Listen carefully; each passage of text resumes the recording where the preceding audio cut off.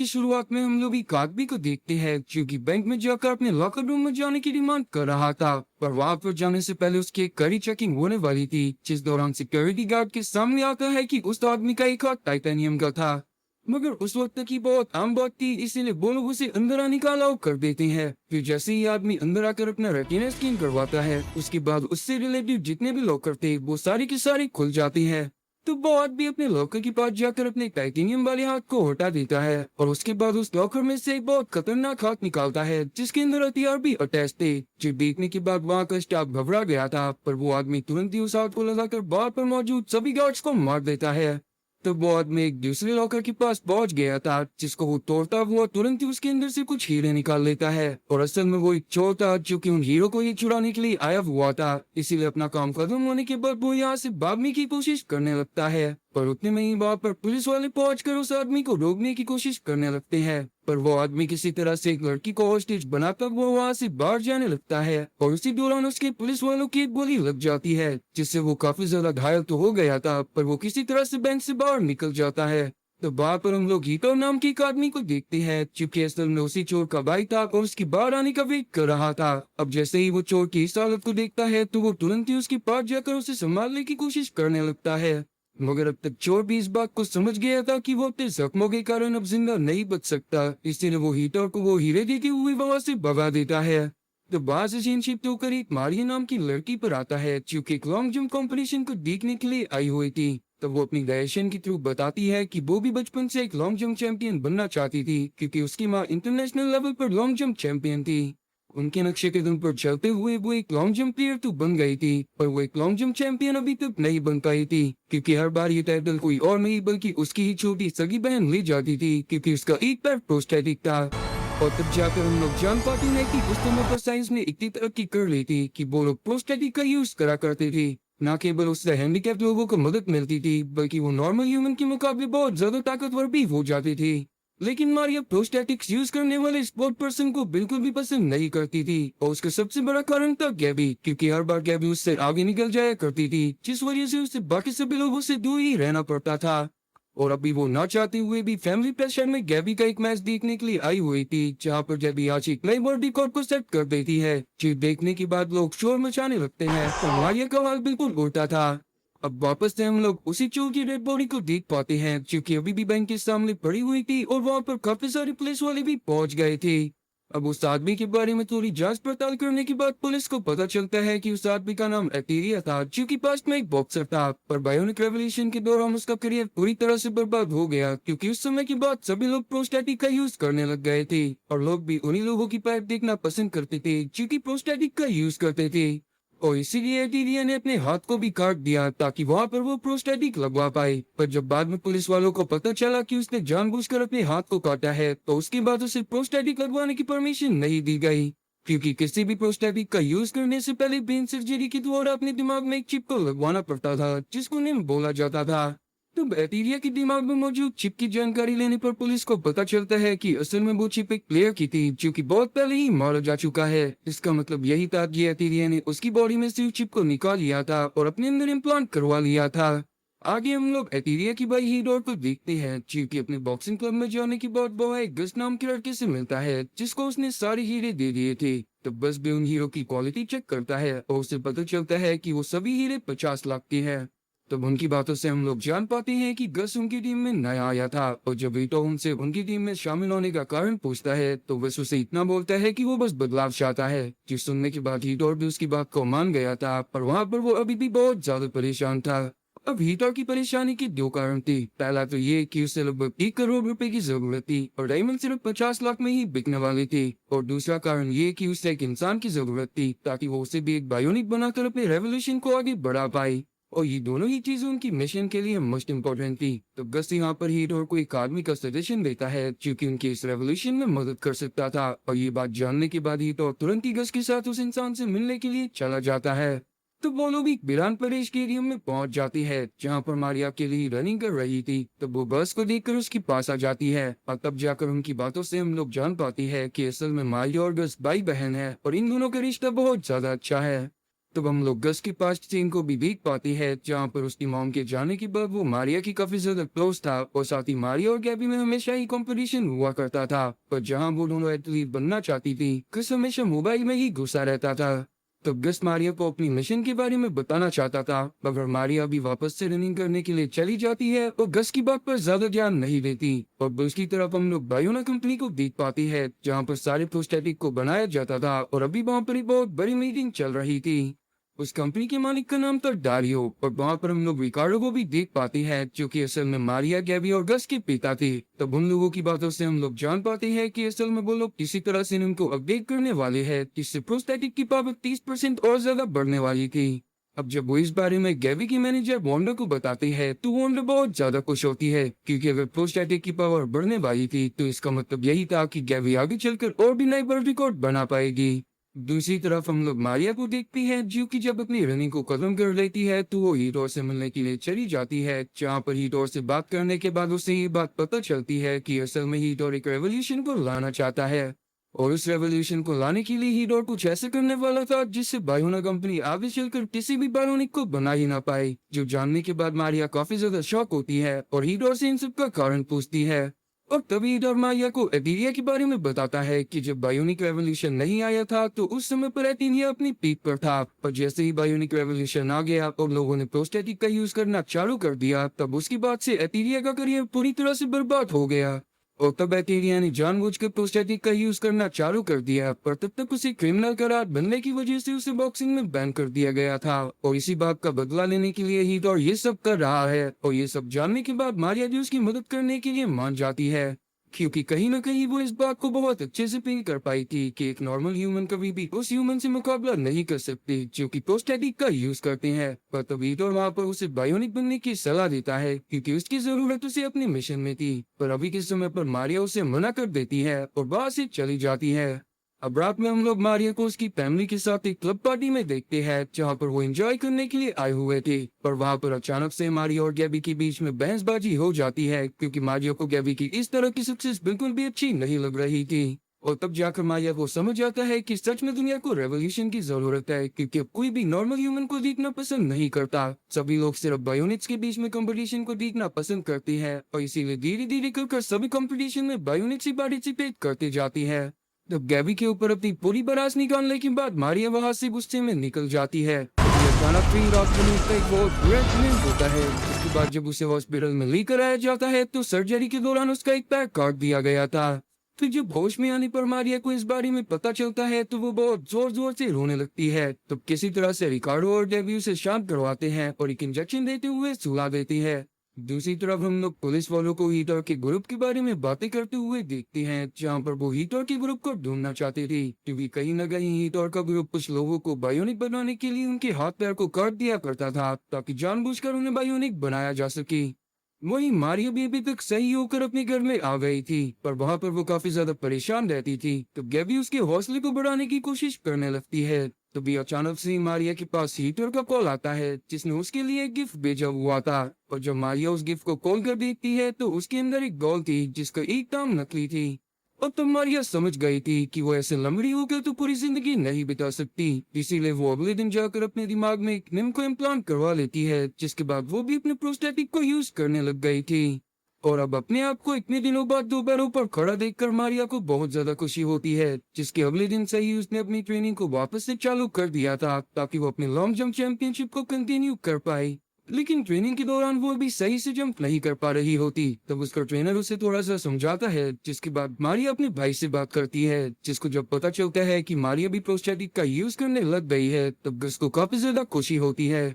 जिसके थोड़ी देर बाद वहाँ पर हीटोर भी पहुंच गया था। तब वो मारिया के साथ जाकर रूम में इंटीमेट होता है और उससे बातें करते हुए उसे बताता है कि आज ही उन्हें अपने प्लान को अंजाम देना है। जो बात जानने के बाद मारिया भी इस बात के लिए मान जाती है, पर वो गस को इन सब से दूर रखने को बोलती है। फिर रात के समय में हम लोग बैंक का एक ट्रक देखते हैं जो कि काफी सारा कैच लेकर जा रहा था। तभी अचानक से ही वहाँ पर मारिया और हीटोर पहुंच जाते हैं, जिन्होंने मास्क लगाया हुआ था, और वो दोनों ही ट्रक का एक्सीडेंट करवा देते हैं। और अब जब ट्रक में से गार्ड्स निकल कर आते हैं तो हीटोर ने कुछ गार्ड्स को जान से भाग लिया था, जो देखने के बाद मारिया को बहुत ज्यादा बुरा लगता है, पर अभी वो कुछ भी नहीं कहती। जिसके बाद हीटोर और मारिया उस ट्रक में से कुछ पैसे लेकर वापस से अपनी बेस में आ जाती है। मगर आज जो भी हुआ था मारिया को वो बिल्कुल भी पसंद नहीं आता और वो हीटोर से इन सब चीजों को रोकने को बोलती है। पर तब हीटोर उसे समझाता है कि असल में उस गार्ड ने मारिया का चेहरा देख लिया था, इसीलिए ही हीटोर ने उसकी जान ली। तभी वहां पर मारिया गस को भी नोटिस करती है, जिसे देखने के बाद उसे हीटोर के ऊपर और ज्यादा गुस्सा आ रही थी, क्योंकि उसने हीटोर से गस को इन सब चीजों से दूर रखने को बोला था। पर तब गस मारिया के पास आकर उसे बताता है कि वो खुद ही इस मिशन में शामिल होना चाहता था और ये प्लान भी उसी का था। और तब जाकर हमें हीटोर के मेन प्लान के बारे में पता चलता है कि असल में हीटोर ने ये पैसे इसीलिए चुराए हैं ताकि वो अपने पास 1 करोड़ रुपए जमा कर सके, जिनको वो कुछ हैकर्स को देने वाला था, चूंकि उसे बताने वाले थे कि अगली निम की डिलीवरी कहाँ पर होने वाली थी। क्योंकि बायोना कंपनी को निम चिप कहीं और से इम्पोर्ट करवानी पड़ती थी और उसे बनाने में भी बहुत ज्यादा रिसोर्सेज लगते थे, और अगर ये लोग उन निम चिप को ही चुरा लेते हैं तो आगे चलकर बायोना कंपनी किसी भी पोस्टैटिक को नहीं बना पाएगी। तो मारिया वहां पर से गस को लेकर निकलना चाहती थी, पर गस हीटोर का साथ देना चाहता था, इसीलिए वो मारिया को वहां से भेज देता है। और दूसरी तरफ हम लोग बैंक के ट्रक के पास देख पाती है, जहाँ पर पुलिस वाले पहुंचने के बाद वहां पर एक घायल गार्ड से बात करने लगती है। और तब वो गार्ड भी पुलिस वालों को बता देता है कि उसके ऊपर जिन्होंने भी अटैक करा था उनमें से एक का पैर नकली था और वो एक लड़की थी। जो बात जानने के बाद पुलिस वालों को लगने लगता है कि हो सकता है कि ये मारिया हो, पर अभी वो किसी भी डिसीजन पर नहीं पहुंचते। दूसरी तरफ मारिया बहुत ज्यादा परेशान थी, क्योंकि वो कभी भी किसी की जान नहीं लेना चाहती थी। फिर जब वो स्विमिंग कर बाहर आती है तब उसकी बहन गैबी उसके पास आती है, क्योंकि उससे बातें करते हुए उसकी पोस्ट एडिक के एक्सपीरियंस के बारे में पूछने लगती है। तभी वहाँ पर उन दोनों के पिता रिकार्डो पहुंचकर उनको बताते हैं कि उन्होंने उन दोनों के बीच में कंपटीशन को अनाउंस करा है, क्योंकि अब दोनों ही लड़कियां बायोनिक है, जिससे एक फेयर कंपटीशन होगा और दोनों की एबिलिटीज को चेक करा जाएगा।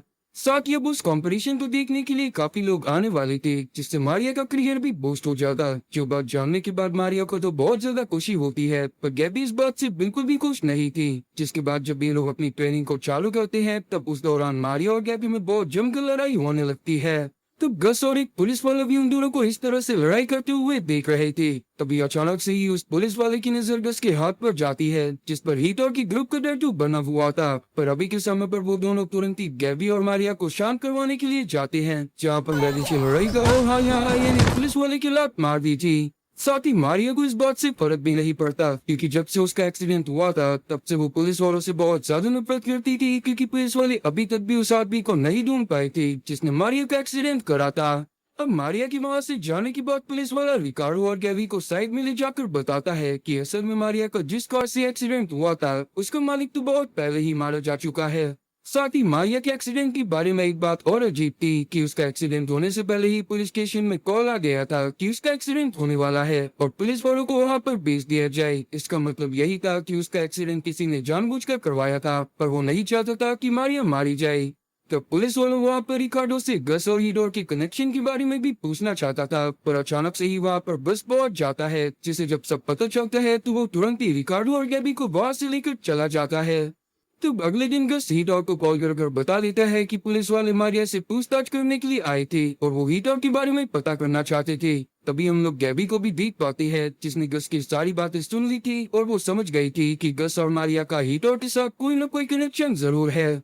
और तब गैबी पुलिस वालों से तुरंत ही वो रिकॉर्डिंग मंगाती है जिसमें मारिया के एक्सीडेंट के बारे में खबर दी गई थी। और जब वो उस रिकॉर्डिंग को ध्यान से सुनती है तो उसे पता चलता है कि बैकग्राउंड में इटालियन ओपेरा चल रहा था, जो कि मारिया ही सुनती थी, और इसका मतलब यही था कि मारिया ने जानबूझकर अपना एक्सीडेंट करवाया था।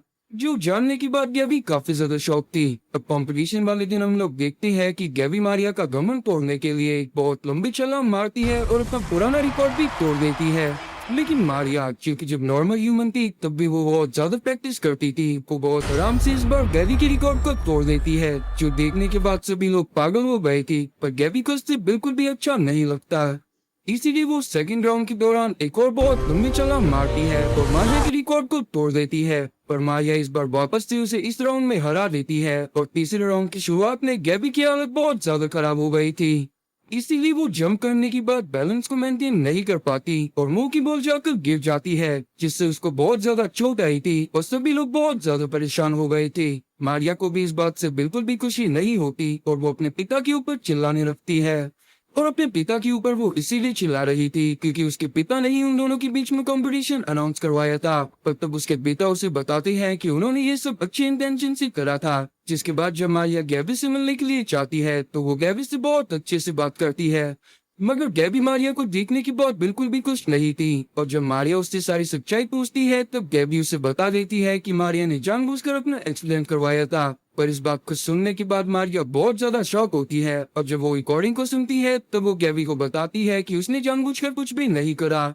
और तब जाकर मारिया समझ जाती है कि उसका एक्सीडेंट किसी और ने नहीं बल्कि हीटोर ने करवाया था। और ये बात समझने के बाद उसे हीटोर के ऊपर बहुत ज्यादा गुस्सा आती है और वो डिसाइड करती है कि वो हीटोर से इस बारे में बात करेगी।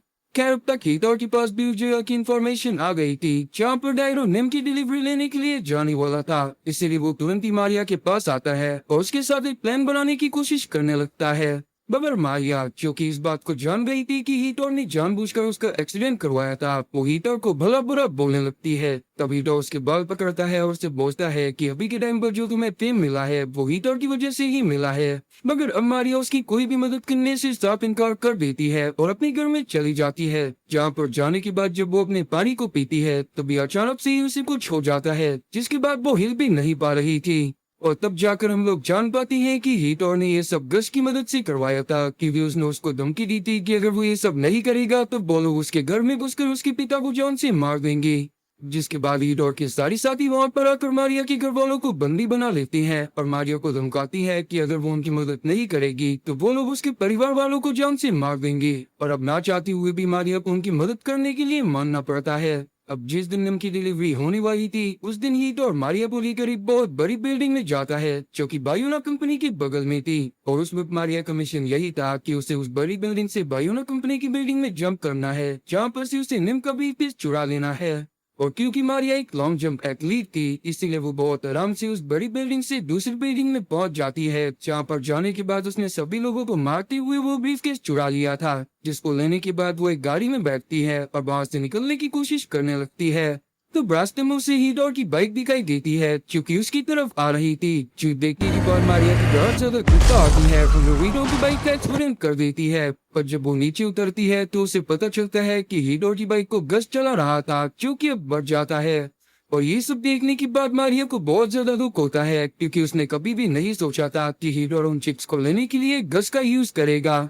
तभी उसके सामने हीटोर भी अपने साथियों के साथ आ जाता है, जो देखने के बाद मारिया उसकी तरफ अटैक करने के लिए आगे बढ़ती है। पर तब हीटोर उसे बेहोश कर देता है और सीन आता है वापस से बायोना कंपनी में, जहाँ पर पुलिस वाले डायरो के पास पहुंच गए थे। अब क्योंकि अब तक डायरो को भी सब कुछ पता चल गया था इसीलिए वो तुरंत ही पुलिस वालों से जल्दी मारिया को ढूंढने के लिए बोलने लगता है। अब दूसरी तरफ हम लोग मारिया को देखते हैं जिसकी जब आँख खुलती है तो उसके बगल में उसकी बहन गैबी बंधी हुई थी। और तब जाकर मारिया नोटिस करती है कि हीटोर नेम चिप का सौदा किसी और आदमी से कर रहा था, जो देखने के बाद मारिया समझ जाती है कि हीटोर अब तक उससे अपने भाई के बारे में झूठ बोल रहा था और वो बस नेम चिप को चुराना चाहता था ताकि वो उनका सौदा कर पैसे कमा सके। और वो आदमी असल में उन बायोनिक चिप से अपनी खुद की एक आर्मी बनाना चाहता था। जो बात जानने के बाद मारिया को बहुत ज्यादा गुस्सा आती है और वो किसी तरह से खुद को फ्री करवाती हुई उस ब्रीफकेस के ऊपर लात मार देती है। तभी हीटोर और उसके आदमी मारिया के ऊपर अटैक करने की कोशिश करते हैं पर मारिया वहाँ पर गुस्से में सभी लोगों को मार देती है और अब वो यहाँ पर हीटोर को भी जान से मारने वाली थी। पर तभी उसे पुलिस के सायरन की आवाज आती है और वो डिसाइड करती है कि वो उसे जिंदा छोड़ देगी। पर क्योंकि ये भी जानती थी कि अभी इस समय पर पुलिस वाले मारिया की बात पर यकीन नहीं करेंगे इसीलिए वो मारिया को वहाँ से भागने को बोलती है। तो मारिया भी वहाँ से भागने लगती है लेकिन वो अब तो बहुत ज्यादा घायल हो चुकी थी। तो वो छत से भागते हुए एक नेट पर फंस जाती है और पुलिस वाले उसकी मदद करने के लिए आगे आती है। पर क्योंकि मारिया जानती थी कि पुलिस वाले उसकी बात पर भरोसा नहीं करेंगे इसीलिए वो अपने प्रोस्थेटिक लेग को निकाल देती है, जिससे वो जमीन पर जाकर गिर गई थी। और अब पुलिस वाले उसके पास नीचे जा पाते उसी बीच हम लोग गैबी को देखते हैं जो कि तुरंत ही मारिया के पास आकर उसे एक गाड़ी में बिठाती हुई वहां से भाग जाती है। वहीं हम लोग डायरो को देखते हैं जिसने गस की बॉडी को अपने पास मंगवा लिया था और वो उसके साथ कुछ कर रहा था, जिसके साथ ही सीन 6 महीने आगे आता है जहां पर हम लोग देख पाते हैं कि पुलिस वालों ने अब मारिया और गैबी की तलाश करना बंद कर दिया है पर अभी भी वो लोग फरार है। इसके बाद हमें मारिया और गैबी को दिखाया जाता है जिन्होंने अपनी मॉम के नाम से एक जिम खोल ली थी और वहाँ पर वो लोग बच्चों को ट्रेन करा करते थे जो कि बायोनिक थे। तो वहाँ पर डायरो उनसे मिलने के लिए आता है, जो कि उनकी लोकेशन के बारे में जानता था और उनको बहुत ज्यादा सपोर्ट भी करता था। और उसे इस बात का भी दुख नहीं था कि मारिया ने उसकी कंपनी में चोरी करने की कोशिश करी थी, क्योंकि वो इस बात को भी जानता था कि मारिया ने वो सब मजबूरी में करा था।